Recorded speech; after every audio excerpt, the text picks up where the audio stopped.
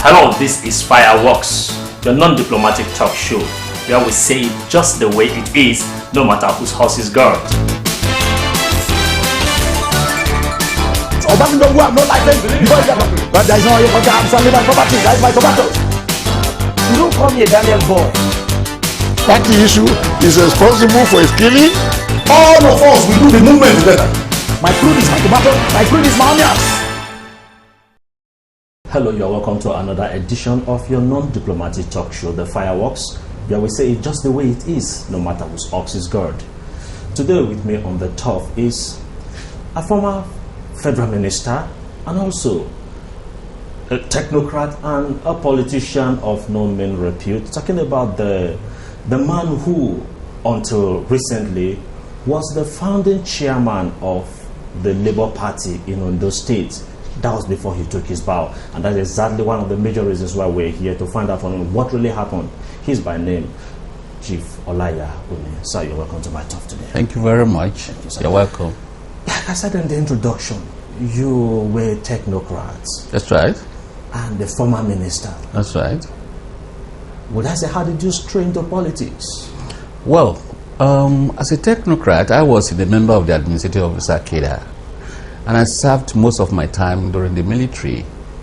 People don't appreciate the fact that during the military, we who are in the administrative officer cadre served as politicians for the military. We were the people who were doing all the job that the politicians are doing now. So all the dirty jobs? Yes, for the military.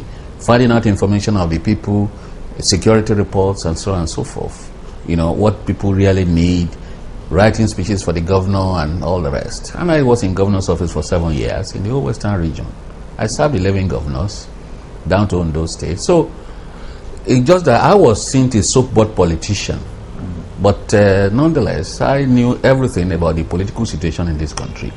The nitty-gritty about it, I knew it very intimately. But in partisan politics? But in partisan politics, I was never involved until 2005-06. Okay. Well, as a technocrat, I served as advisor, outside advisor, informal advisor to government since 1987. Since I retired as secretary to government, I've served as informal advisors. Adefarati, civilian, Agagu, civilian, and so on and so forth.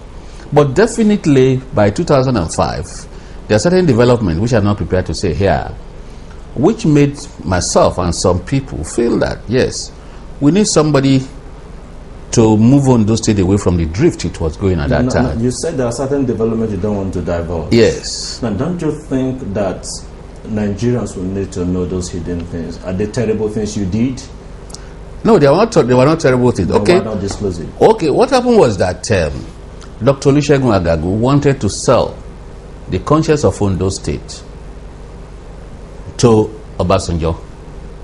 That was it. Don't let me go into the details. No, that one is too pregnant. Wanted to sell the conscience of the state. He was the governor of the state. How would he do such? Yes, that was through the Olokola project in the coastal region. A viable idea. A Olokola project is a project that binds Ondo and Ogun State, and the geographical location of Olokola was distorted in favor of Ogun State. Not only that, that is not even simple, but the most important thing was that Governor Agagu felt that there is no viable indigenous of Ondo State who can take part in that program. And I was mentioning names to him. What about Elizade and so on and so forth? And I said, even if there is no viable indigenous of Ondo State has enough money to go into Olokola, why not create some, like Awolowo did to NIPC, you know, when he created Rewani, SG Badamashi and Co., to help purchase all the properties in the prime areas of Lagos, which now constitute Wema Board Estates Limited, and allowed Wema Board Estates, Western Nigeria Marketing Board, to guarantee a loan for them through National Bank to be able to compete with the Lebanese and the Europeans who were buying all the prime properties in Lagos. And you are alleging he didn't want to agree with that? He didn't want to agree with that. And we all felt that, well, I think we cannot allow. Why would he do such a thing? Well, I don't know. It was mysterious. We don't know. For instance, I talked to the Olaiya people, and they gave me the same impression. That a La Forest Reserve, which was about 4 or 5 kilometers from the boundary with Ogun State, 1/3 of it is now in Ogun State, in a map which Governor Agagu presented to them. So, now in Ogun State. yes, according to the map, not physically on the ground, but the map they were using. So we felt that we cannot allow such a thing to happen. Then, secondly, I was a technocrat all my life, and Governor Agagu sacked 25 permanent secretaries in one day. I mean, what were their offense? I mean, nothing. Ineptitude. They said they were not performing. So you wanted to keep people that are not performing? No. Not 25 permanent. That means all the 25 permanent secretaries that were in Ondo State at that time, none of them was good. It's not impossible. And I gave him one example. There is Dr. Olaiya. He was Agagu's classmate. They read the same subjects. Olaiya went to specialize in veterinary medicine. Agagu went to specialize in geology. And the man, since they graduated in 1972 or so, he had been in, 1970 something or so, he has been in the civil service working. He was a permanent secretary at that time. How can I say a person like Dr. Olaiya Adegoke is not good enough? Maybe in administration. No. Oh, everybody knows in Ondo State that Dr. Olaiya Adegoke is one of the prime. Doctor, the point there was that he knew that the technocrats were not on his side in this particular aspect. That's the simple thing. But he didn't say it clearly. But let me just ask you this, Doctor. Could this be a testimony from a politician who is seeking relevance, and people will say, is that why Doctor is blackmailing Dr. Agagu? No. If it was obvious, it was obvious. Not only did I speak to Dr. Agagu on this matter, I wrote a letter to him, and I told him I was going to fight him. That was basically, and we thought, fight your governor? Yes, I was going to fight him because governor, he's acting as governor on trust for the people of Ondo State. He's keeping all the properties that we own in cash, in material assets, and so on and so forth, in trust on behalf of the people of Ondo State. What I find it difficult to understand is, a serving governor of a state, why would he sell out the interest of his state? That is the mystery. So a lot of people will wonder about the authenticity of the story. That is the mystery. As a matter of fact, I did never said this thing all this while. No. Why now? Yes, not now. When in October last year, when we got a majority in the House of Assembly, we got many PDP people moving to Labour Party in the House of Assembly, and I went to receive them, particularly the present Speaker of the Ondo State House of Assembly. That was the day I made this pronouncement, which I've just made to you. That the basic reason why I supported Mimiko in 2005, 2006 was that we saw him as the only person available at that point in time to face Agagu, to stop him from making us an appendage of Ogun State. And as a matter of fact, in my letter of resignation as chairman of Labour Party, I also raised the same issue. Now, let me put these things. So it's a clear. That was basically the main reason. You said you discovered that the Governor Mimiko is capable of helping to fight Agagu. Yes. Now, was it that you discovered Mimiko, or Mimiko discovered you? We discovered, not me alone. Not me alone. There's so many discovered it, or he discovered the people. No, we people discovered it. Governor Mimiko to be a grassroots man who has been on the ground for so long. We people, for instance, let me tell you, for 6 months that I was working for Dr. Mimiko, he didn't know.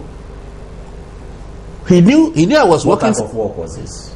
That is mobilizing public opinion in his favor against Governor Agagu.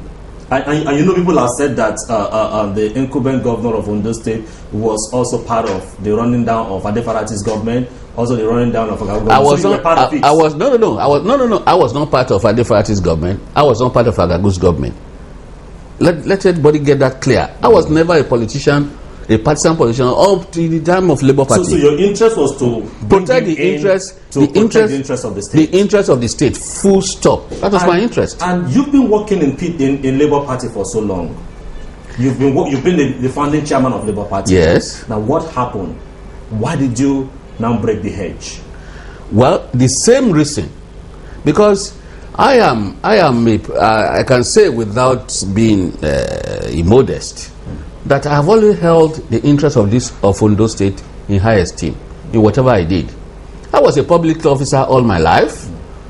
So, and a public office involves keeping the trust which people have put on you. And anybody who decides to violate that trust, I am prepared to ignore that person. Now let's come back to your relationship with Governor Mimiko. Yes. The public, before you made your pronouncement of resigning from the party, knew you as one of the closest allies of His Excellency. You see, I have to be. You see, when I was the chairman of the party, I should be the last man standing. But this time around, you are no longer the last man standing. No. I was. What happened was that we were quarreling. You know, sometimes openly. You and who? Dr. Mimiko. We were quarreling. I mean, if you saw my publication about sharing the state. No, about the policy towards running of the state, not sharing of. For instance, the fundamental difference between one of the fundamental difference between me and him was that if somebody does something good to you, you have to show appreciation. Bola Tinubu was very good to us during our struggle. So there's a Bola Tinubu connection in this now? No. Bola Tinubu connection was peripheral. Okay. You see, Bola Tinubu connection was to make a point. For instance, I worked for Governor Mimiko. I didn't take a cover from him when he was in the struggle. I sold my asset, did everything. And when he got to government, you expected him also to give you some contracts that you also benefit from it. Of course. Who are the people who are getting the contract? Was it an investment or so? Not an investment. Let us talk practical politics here. I'm not saying he should go and dip his hands into the treasury and give me money. Okay. What I'm saying is that let people do the job. You know, if I have interest in something, get a friend of mine who contributed money to making Mimiko the governor. So that's when you don't talk about bringing strangers in, where those who labor for the party on the other side. That's right.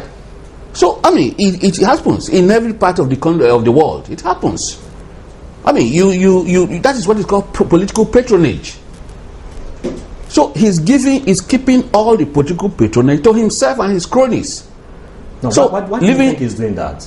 Well, I don't know. He is in a better position to answer that question. Now, you were about talking about Asiwaju Bola Tinubu. What happened? I didn't appreciate what was happening because it was strange to me. If you saw the letter which I wrote, I mean, the press statement I issued when Tinubu came here and said Mimiko is a traitor, I was bewildered. I was traumatized. I said, that's a very heavy statement. So, and I asked for my governor, what is the matter? He said, there's nothing. Tinubu wants me to join ACN. I said, that is not sufficient for him to say you're a traitor. Because he didn't join ACN and they called him a traitor? So it was later that I discovered that it was more than that. That he was really supporting, and he was supporting people who were against some governors. I will leave it at that. I didn't get you very well. Dr. Mimiko was fraternizing. Let me use that word. He was fraternizing with people who were against the ACN candidates of Bola Tinubu. Can we go specific now?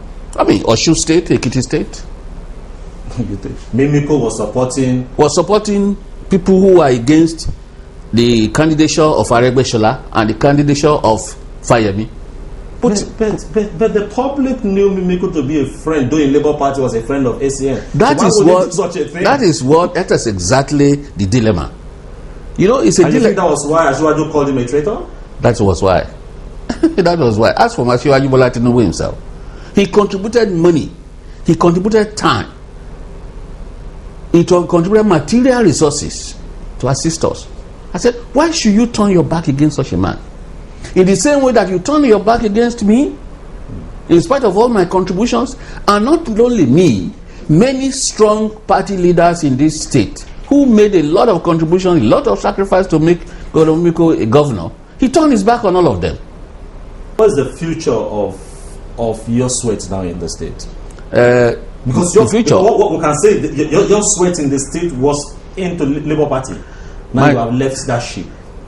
I've not abandoned the people of Ondo State. I've only abandoned Labour Party because it was drifting. towards reactionalism. That's what has happened. I have not abandoned the people of Ondo State, and soon I will declare my next agenda. Because my main point of argument since 1976 is that Ondo State is not destined to be poor and should not be poor.